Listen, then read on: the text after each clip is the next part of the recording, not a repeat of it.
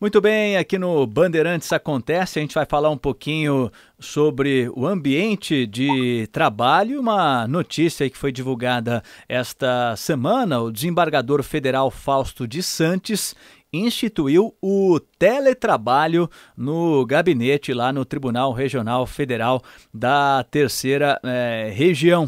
E aqui na informação divulgada pelo tribunal, consta que o objetivo é propiciar uma melhor qualidade de vida aos servidores, na medida em que reduz os custos e também o tempo com deslocamento até o local de trabalho. Sobre este e outros assuntos, a gente vai conversar aqui no Bandeirantes Acontece com o professor Miguel Feio, professor de Planejamento Estratégico da ESPM. Professor Miguel Feio, muito boa noite, tudo bem com o senhor?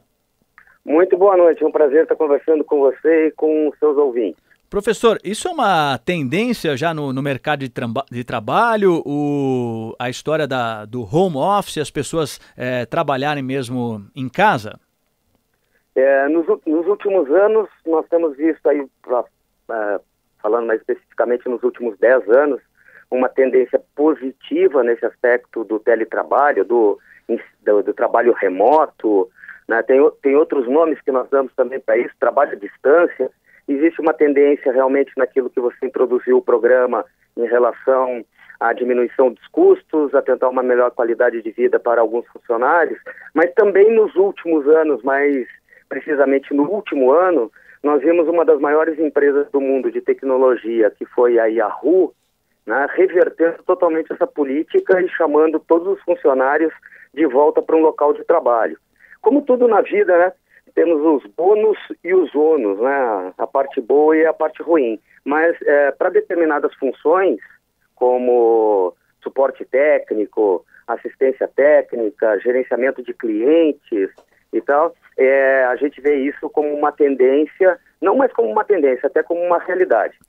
O que eu imagino assim é que talvez um ônus seria a falta de controle que o chefe teria isso em relação ao subordinado, né? Agora, nessa definição aqui no tribunal, eles colocam que o home office é facultativo e seria restrito às atribuições em que seja possível mensurar objetivamente o desempenho do servidor, porque senão deixa o cara lá também na casa dele, não tem como checar, controlar se ele está trabalhando ou não, aí fica difícil, né, professor? Eu acho que você tocou num ponto fundamental, que é o processo de administração que a gente chama de controle.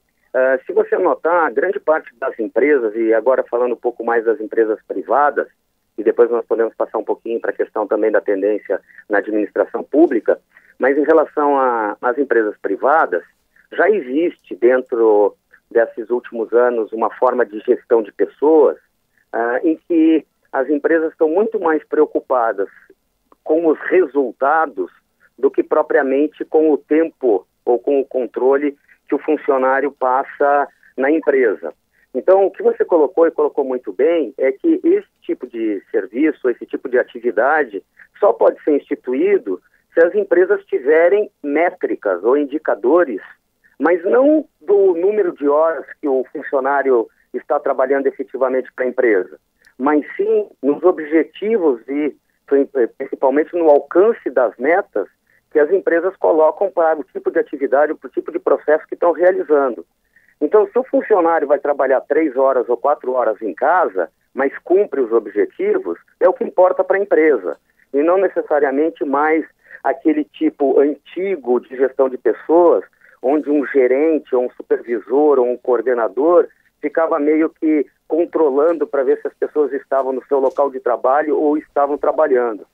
Então, o que é importante para esse tipo de modalidade é que as empresas definam que tipo de resultado eles querem dos funcionários, e isso serve tanto para as pessoas que estão atuando presencialmente no seu local de trabalho na empresa, ou no trabalho à distância, ou através de um trabalho remoto na sua residência ou em qualquer outro lugar que lhe permita fazer a atividade e atingir a meta que a empresa dispôs para esse tipo de processo.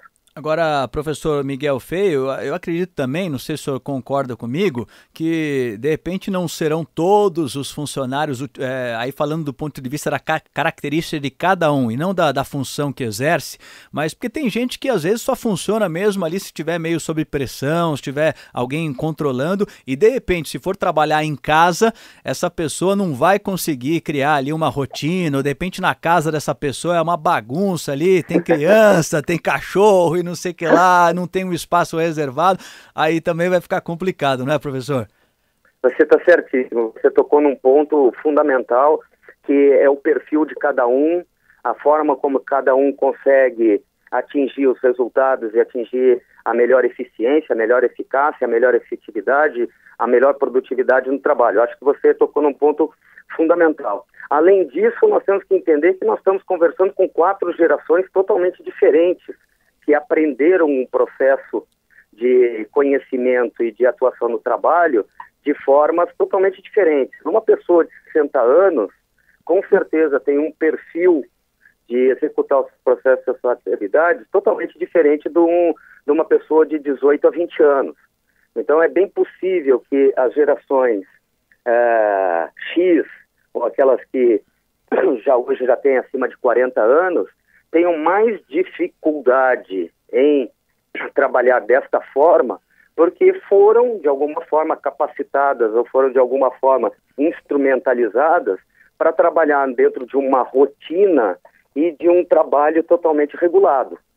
Já essa geração nova, que tem aí 18, 19, 20 anos, uma geração que trabalha hoje multiprocessada, fazendo 3, 4 coisas, talvez a palavra caos ou ambiente caótico, né, permita a eles atingirem maiores produtividades e maiores eficiências. De qualquer forma, existe essa questão do perfil, essa questão da geração, e também me parece que esse tipo de modalidade de trabalho não é aplicável em todos os setores da economia. Com certeza no comércio não será, e com certeza em indústrias que ainda precisem de operários também não serão, quer dizer, serão facultadas algumas atividades, como disse o próprio desembargador, algumas atividades que têm possibilidade de ser feita à distância. Claro. Bom, um fator positivo que eu imagino aqui de trabalhar em casa deve ser a possibilidade ali de você ficar, né, mais relaxado, inclusive com relação aos trajes, né? E eu lembro aqui que nesse calor tremendo que a gente teve aí nos últimos dias, agora já deu uma amenizada, né? Mas no último mês aí foi demais o calor. Muitas empresas acabaram dando uma refrescada ali na vestimenta do pessoal, permitindo o uso de bermudas. Qual a opinião do senhor em relação a isso, hein, professor? O senhor acredita que o estar vestido ali de uma forma mais confortável, isso pode gerar reflexos positivos aí no resultado da empresa? Eu acredito que toda e qualquer situação em que cada um de nós se sinta mais confortável, se sinta mais à vontade para realizar as suas atividades e se sentindo mais confortável, estará mais motivado, né? Com certeza isso tem um impacto forte na produtividade, né? Eu acredito que tudo que nós estamos passando é um efeito muito grande da própria da globalização, da diversidade cultural, né? Dessa questão aí de diversidade de gerações trabalhando juntos, idades diferentes, valores étnicos diferentes, valores políticos diferentes, o que faz trabalhar em equipes multidisciplinares e multidiversificadas. E quando você junta 4, 5, 6 pessoas totalmente diferentes, com valores totalmente diferentes, com certeza também vai ter um impacto não só na maneira de se vestir, mas na maneira de se trabalhar, na maneira do que vai comer, na maneira como vai se ensinar e na maneira como vai se relacionar.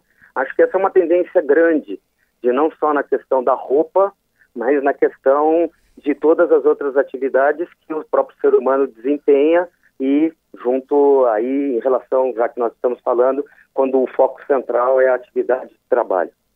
Para nós encerrarmos, professor Miguel Feio, uma outra modalidade de trabalho que a gente percebe que cresce também é a história do coworking, né? São empresas, profissionais autônomos ali que compartilham o mesmo espaço de trabalho. O senhor acredita que esse modelo também veio para ficar, professor? Eu acredito que com certeza, se nós colocarmos que existe uma tendência cada vez mais de trabalho em rede, de redes sociais, de colaboração, de coprodução, com certeza a possibilidade de empresas que estejam começando, de profissionais que precisam se estabelecer e que haja a possibilidade de repartir custos, de diminuir os custos fixos, e ao mesmo tempo, nesse trabalho de coworking, procurar parceiros que tenham atividades ou processos complementares àqueles que seriam o foco da atividade da empresa, ou do serviço, ou do produto, com certeza vão facilitar com que essas empresas consigam ser mais competitivas no mercado e, com isso, diminuindo seus custos fixos, focarem os seus poucos investimentos, os investimentos que têm no produto e no serviço que querem oferecer aos seus consumidores e aos seus mercados. Eu acho que, sem dúvida nenhuma, é uma organização de trabalho que veio para ficar e veio para ficar nesse sentido de colaboração, de compartilhamento. Acho que sim, acho que é uma tendência e eu fico bastante feliz que esteja acontecendo no Brasil, porque com certeza permite um melhor empreendedorismo, né, dos nossos jovens e das pessoas que querem optar não simplesmente por uma carreira de trabalho numa empresa, mas que queiram montar os seus próprios negócios e com isso gerar riqueza para o país.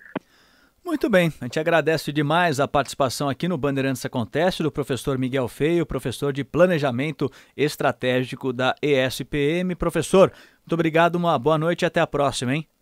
Muito obrigado, conta sempre comigo, um abraço e uma boa noite aos seus ouvintes.